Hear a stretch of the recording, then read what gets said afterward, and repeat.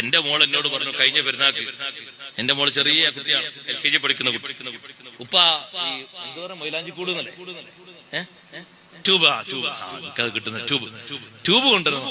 അപ്പൊ ഞാൻ പറഞ്ഞു മോളെന്താ ട്യൂബ് എന്തിനാ, ഇവിടെ നല്ല ലൈറ്റ് ഉണ്ടല്ലോ. അല്ല ആ ട്യൂബല്ല, മൈലാഞ്ചി ട്യൂബാണ്. അത് തൽക്കാലം ഞാൻ കൊണ്ടുവരില്ല.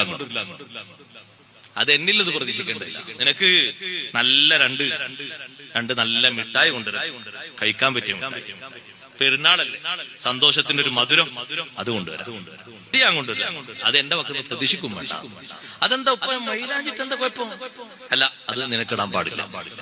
വിവാഹിതരല്ലാത്ത പെൺകുട്ടികൾ മൈലാഞ്ചിടുന്നത് കറാഹത്താണ്.